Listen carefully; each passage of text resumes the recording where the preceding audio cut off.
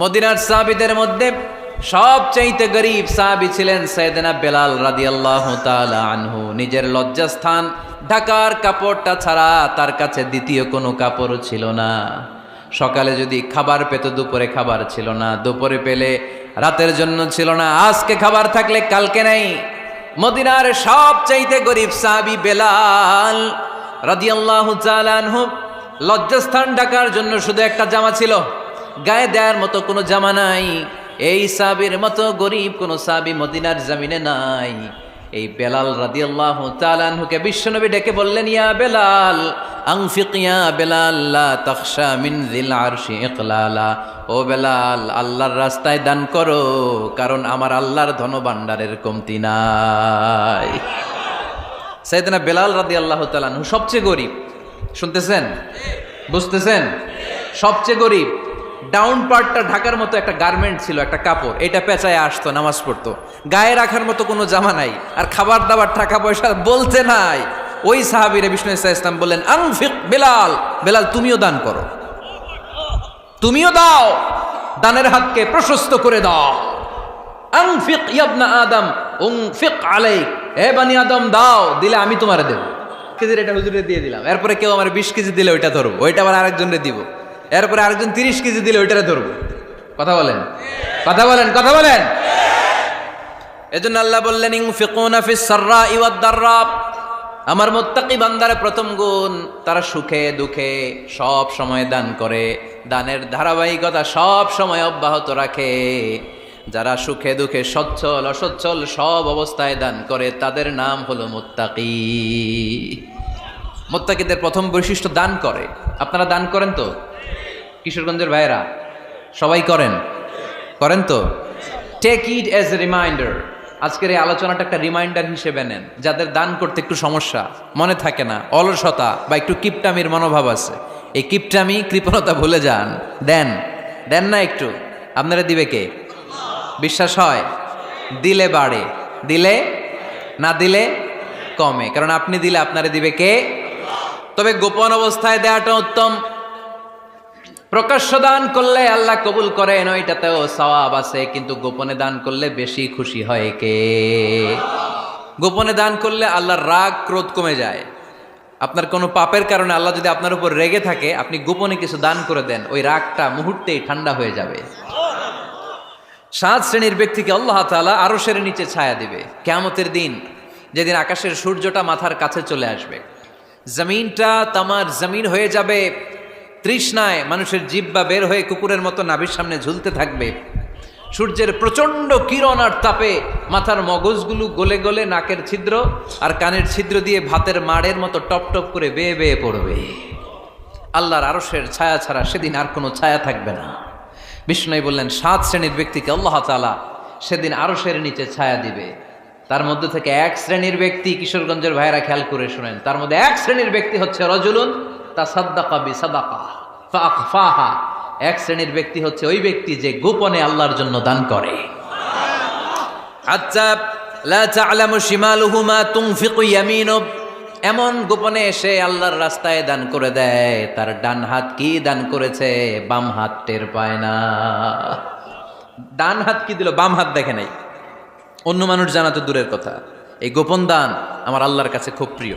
এজন্য একটু দান করার অভ্যেস করেন, অল্প করে করেন। আজকে যে এই 5 টাকা দান করে দেন মসজিদে, 2 টাকার নোট থাকলে দান করে দেন, 1 টাকার পয়সা থাকলে দান করে দেন। দান করতেই হবে, কারণ মুত্তাকি হতে চাইলে এই দানের ধারাবাহিকতা কন্টিনিউয়াসলি এটা রাখতে হয়, এটা থামানো যায় না।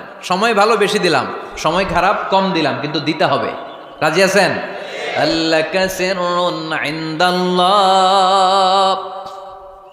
বাইনাকা আনতা ওয়া বাইনাল্লাহ, আল্লাকা সাদাকাতুন তাখফা লা ইয়ালামুহা ইল্লাল্লাহ, আল্লাকা সিররুন ইনদাল্লাহ বাইনাকা আনতা ওয়া বাইনাল্লাহ, আল্লাকা সাদাকাতুন তাখফা লা ইয়ালামুহা ইল্লাল্লাহ। সুবহানাল্লাহ পড়েন। আল্লাকা সিররুন ইনদাল্লাহ, তোমার আর তোমার আল্লাহর মাঝে কোনো গোপন আমল আছে নাকি যেটা আল্লাহ ছাড়া কেউ জানে না? জীবনে আমাদের প্রত্যেকেরই এমন কিছু গোপন আমল ইবাদত আর দান সৎকা করা দরকার যেটা দুনিয়ার কেউ জানে না, জানে আমার রব আর জানি আমি। এরকম দান থাকার দরকার আছে না নাই? তোমার জীবনে এমন কোনো গোপন সদাকা আছে নাকি যেটা আল্লাহ ছাড়া কেউ দেখেনি? এই গোপন সদাকাটা আল্লাহ খুব পছন্দ করে। এখানে মাদ্রাসা, আজকে আমার ভাই অমুক ভাই দিবেন 2 লক্ষ টাকা, বলেন মারহাবা। এটা উনি আল্লাহর জন্য দিতে পারে, মারহাবার জন্য দিতে পারে, ঠিক কিনা? কিন্তু রাতের আধারে রাস্তার পাশ দিয়ে হেঁটে যাচ্ছেন, মসজিদের দান বাক্সটা লেখা, উপরে সাইনবোর্ডে লেখা মুক্ত হস্তে আল্লাহর ঘরের জন্য দান করুন। কেউ নাই, কাক পক্ষী নাই, রাত বাজে 2টা, হঠাৎ করে পকেট থেকে 1000 টাকার বা 100 টাকার কচকচে নোটটা আপনি দান করে দিলেন। ওই দানটা 1 কোটি টাকার দানের চেয়েও বড় দান। কারণ দুনিয়ার কেউ তখন দেখে নাই, দেখেছে কে? কেউ যেটা দেখে না সেটা দেখে কে? কেউ যেটা জানে না সেটা জানে কে? সবার চোখ ফাঁকি দেয়া গেলেও আমার আল্লাহর চোখ ফাঁকি দেয়া যায়? এজন্য দান করতে হবে একজনের খুশির জন্য। তিনি কে? এজন্য রাব্বুল আলামিন বলেন, মাসালুল্লাযীনা ينفقون أموالهم في سبيل الله كمثل حبة أنبتت 7 سنابل في كل سنبلة 100 حبة والله يضاعف لمن يشاء والله واسع عليم। সুবহানাল্লাহ পড়েন। আল্লাহ বললেন, এই যে তোমরা আমার রাস্তায় দান করো, এটার উপমা একটা চারা বীজের মতো। এই চারা বীজ জমিনে গেড়ে দিলে সেখান থেকে 60টা শীষ গজায়, প্রতিটা শীষ থেকে 100টা করে দানা হয়, প্রতিটা শীষে জন্ম নেয় শত শস্য দানা। সুবহানাল্লাহ। চারা বীজ ছিলেন না, মাটিতে ঢুকাই দিলেন, 60টা শীষ গজালো, প্রতিটা শীষে আবার 100টা করে দানা, মোট কটা হইলো? 700টা। এক চারা বীজ থেকে যেমনি 700 দানা গজায়, তেমনি 1 টাকা দান করলে এরকম 700 গুণ সওয়াব আপনার আমলনামায় ঢুকাই দিবে কে? যারা দুনিয়ার বুকে প্রকাশ্যে গোপনে দান করত, সচ্ছল আর অসচ্ছল অবস্থায় দান করত, কিয়ামতের দিন যখন তাদেরকে তাদের আমলনামা দেয়া হবে, আমলনামা দেখে বলবে, আল্লাহ এত সওয়াব দুনিয়ার বুকে আমি করি নাই, অন্য কারো আমলনামা তোমার ফেরেশতারা ভুল করে আমারে দিয়েছে। আল্লাহ এত আমলনামা তো আমি করি নাই, এত নেক কাজ কোত্থেকে আসলো? এটা আমার না, তোমার ফেরেশতারা ভুল করে আরেকজনেরটা গছাই দিছে আমারে। আল্লাহ বলবে, না, আমার ফেরেশতারা ভুল করে না। সুবহানাল্লাহ পড়েন। ফেরেশতারা কখনো ভুল করতে পারে না, এটা তোমারই আমলনামা, আমার আমলনামা, আমি তো এত সওয়াব করি নাই। আল্লাহ বললেন, তুমি যে ওই আমার খুশির জন্য দান করেছো, ওই ছোট্ট দানটাকে আমি বড় করে তোমার আমলনামায় ঢুকাই দিছি। আরো আস্তে কোন সুবহানাল্লাহ। হাদিসে এসেছে, কামা ইউরাব্বি আহাদুকুম ফুলুয়া, তোমরা যেমনি ছাগল পালো বা সুর পালো, আল্লাহ তাআলা তোমাদের দানটাকে এরকম পেলে পুষে বড় করে। আপনারা কিশোরগঞ্জে গরু পালেন কারা দেখি? বাড়ি বাড়ি, আপনার বাড়িতেও আছে। তো এই যে গাভী যখন বাচ্চা দেয়, বাছুর হয়, খুশি লাগে না আপনাদের? মালিক কি করে? এটারে খাওয়ায়, খাইয়ে দাইয়ে পেলে পুষে বড় করে না? কুরবানির হাটে বিক্রির জন্য। আল্লাহ বললে, তুমি যে ওই ছোট্ট দান করেছো, তোমার এই ছোট্ট দানটা আমিও এটারে খাইয়ে দাইয়ে পেলে পুষে বড় করে উহুদ পাহাড়ের সমান করে তোমার আমলনামায় ঢুকিয়ে দিয়েছি। এজন্য আল্লাহ বললেন, আল্লাযীনা ইউনফিকুনা ফিস সাররাই ওয়াদ দাররা, মুত্তাকিদের প্রথম গুণ সচ্ছল আর অসচ্ছল উভয় অবস্থায় আল্লাহর জন্য তারা দান করে। সুবহানাল্লাহ পড়েন। তাহলে মুত্তাকিদের প্রথম গুণ, তারা কি করে? জোরে বলেন, সবাই বলেন, আবার বলেন। আপনাদের কষ্ট হচ্ছে? দোয়া করে ফেলি আমরা তো। গলার আওয়াজ এত অল্প কেন? আওয়াজ করে উত্তর দেওয়া যাবে? চিল্লায় পড়েন আল্লাহু আকবার। এভাবে উত্তর দিবেন, এভাবে আওয়াজ করে উত্তর দিলে আমি বুঝবো আমার কথা শুনতেছেন, বুঝতেছেন। তা না হলে আমি বুঝবো বুঝতেছেন না, আমি এত কষ্ট করে বলি এরা বুঝে না। তো মুত্তাকিদের প্রথম গুণ, তারা কি করে? আরো জোরে বলেন, কি করে? মুত্তাকিদের 2 নাম্বার গুণ আল্লাহ বললেন, ওয়াল কাযিমিনাল গায়জ।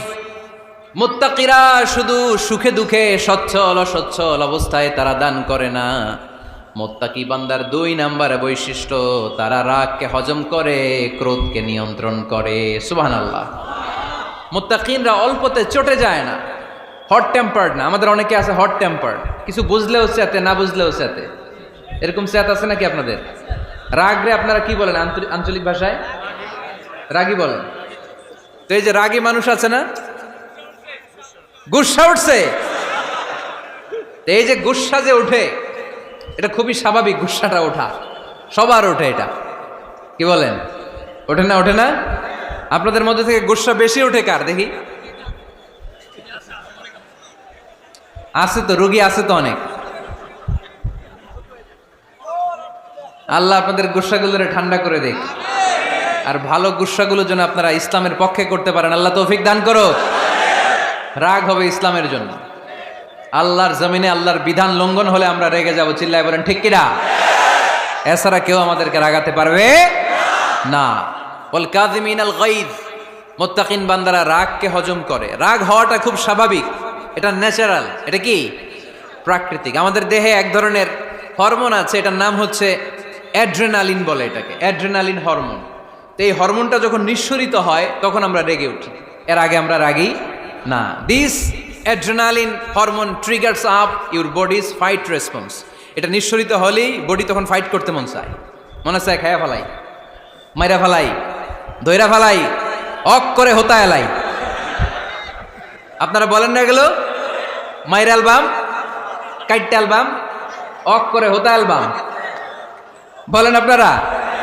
এগুলো কখন বলেন? যখন রেগে যান, যখন রেগে যান। কিন্তু মুত্তাকি হতে চাইলে যখন তখন রেগে যাওয়া যাবে। ওয়াল কাযিমিনাল গায়জ, যুবক ভাইয়েরা খেয়াল করে শোনো, মুত্তাকি হতে চাইলে 2 নম্বর যে বৈশিষ্ট্যটা আমাদেরকে ধারণ করতে হবে সেটা হচ্ছে ওয়াল কাযিমিনাল গায়জ, রাগকে নিয়ন্ত্রণ করতে জানতে হবে। রাগ এটা ভয়ঙ্কর। অনেকে রাগ করতে করতে যে স্ট্রোক করে ফেলে, আছে না? হার্ট অ্যাটাক করে ফেলে। অনেকে রাগের মাথায় মারাও যায়, আছে না নাই? এটা ভয়ঙ্কর। এর আছে অনেক শারীরিক, মানসিক অনেক প্রভাব, অনেক ক্ষতিকর প্রভাব আছে এই রাগের। রাগটা অনেকটা ঝড়ের মতো। কিসের মতো?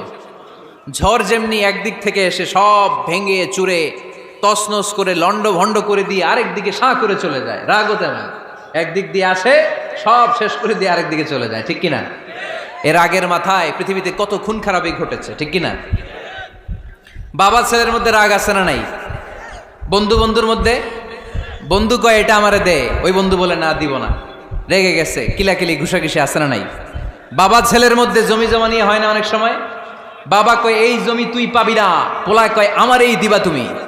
বাপে কয় না দিমু না, পোলায় কয় দিবা। বাপে কয় তোরে তেজ্য পুত্র করে দিলাম, পোলায় কয় তোমার মাথায় আমি কোপ মাইরা দিলাম। আছে না? লেগে গেল, মারাত্মক ঝগড়া। হাজবেন্ড ওয়াইফের মধ্যে এগুলো আর হয় না, তাই না?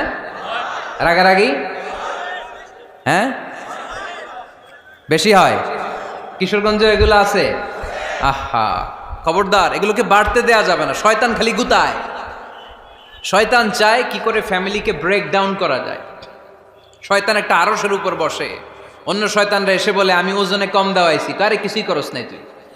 আরেকজন এসে বলে আমি সুদ খাওয়ানোর ব্যবস্থা করে দিয়ে আসছি, কারে এটা কিছুই না।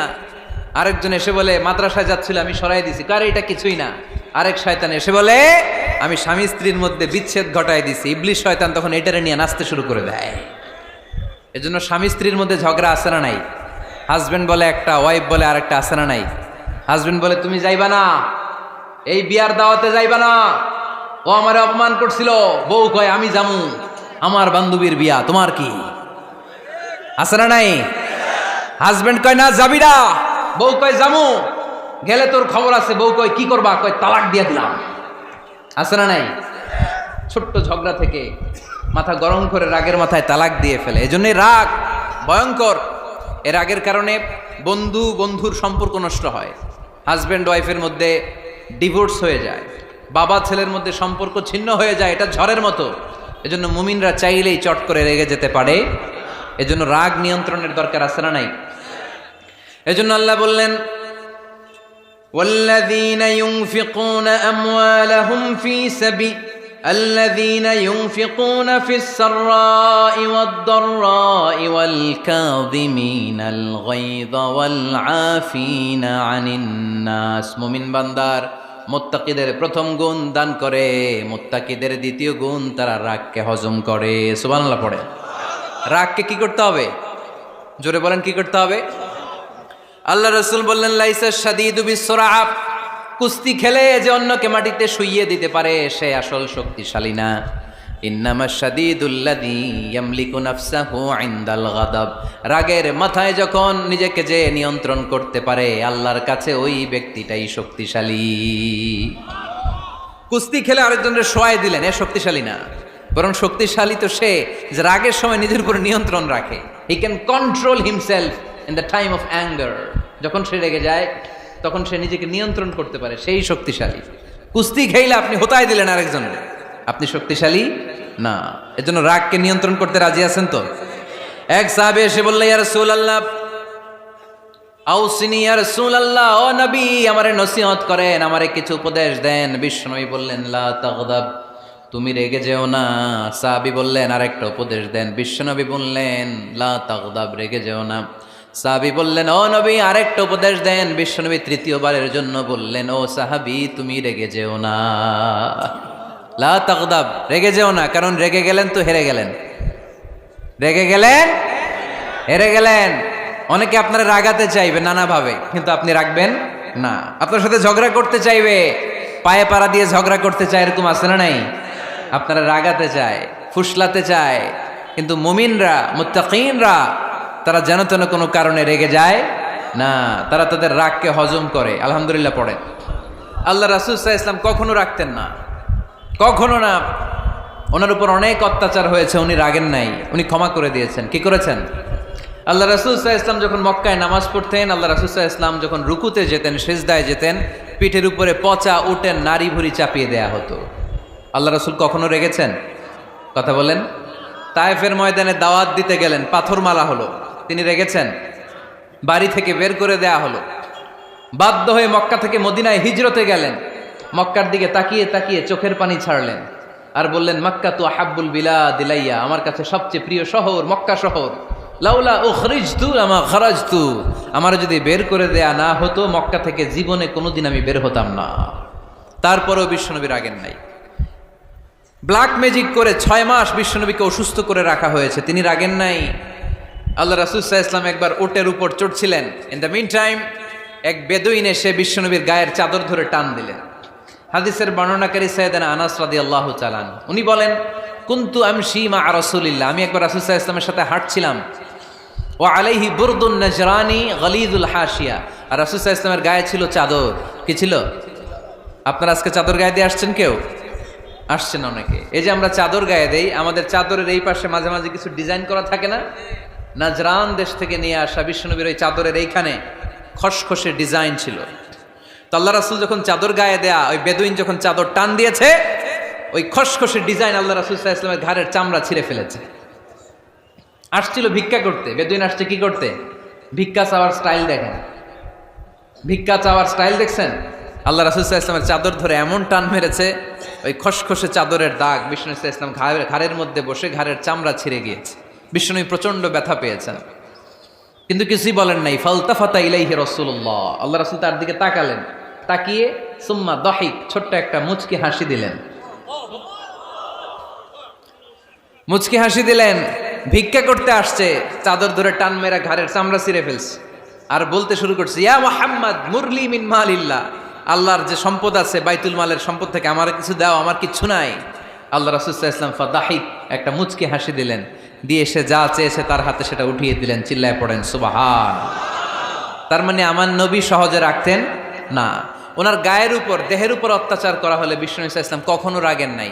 মারা হয়েছে, পাথর মেরে রক্তাক্ত করা হয়েছে, পিটানো হয়েছে, আল্লাহ রাসূল সাল্লাল্লাহু আলাইহি ওয়াসাল্লাম কখনো রাগেন নাই। তবে আল্লাহর জমিনে আল্লাহর বিধান লঙ্ঘিত হওয়া মাত্রই বিষ্ণু সাল্লাল্লাহু আলাইহি ওয়াসাল্লাম রেগে যেতেন। পড়েন আল্লাহু আকবার। আল্লাহর বিধান লঙ্ঘিত হতে দিতেন না।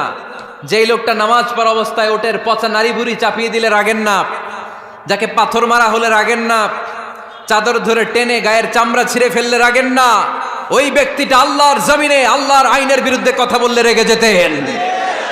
কারণ এটা আল্লাহর আইন, আল্লাহর আইনে সবাই সমান। এখানে উঁচু নিচু, there is no difference between black and white, between upper and lower, between the richer section of the society and poorer section of the society, between the prime minister, between the member of the parliament and the factory worker, rickshaw puller, everyone is totally equal, 100% equal in the eyes of Quran and Islam. Chillay bolen ঠিক কি না? আল্লাহর চোখে সবাই সমান। ওইখানে প্রধানমন্ত্রী নাই, ওইখানে প্রেসিডেন্ট নাই, ওইখানে এমপি নাই, ওইখানে রিকশাওয়ালা আর প্রধানমন্ত্রী আর প্রেসিডেন্ট এক কাতারে দাঁড়িয়ে আল্লাহর সেজদা দেয়। চিল্লায় বলেন ঠিক কিনা? নিজেকে আক্রমণ করা হলে রাখতেন না, কিন্তু আল্লাহর জমিনে আল্লাহর বিধান লঙ্ঘিত হলে আল্লাহ রাসূল রেগে যেতেন। মদিনাতে এক মেয়ে চুরিতে ধরা পড়ল। চুরি করলে কি করতে হয়?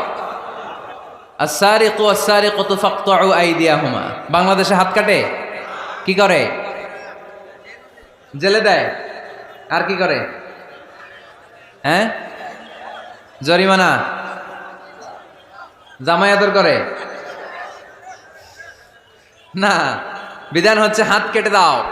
If anyone steal something precious, the government, the authority should cut down his right hand. আইনটা কার?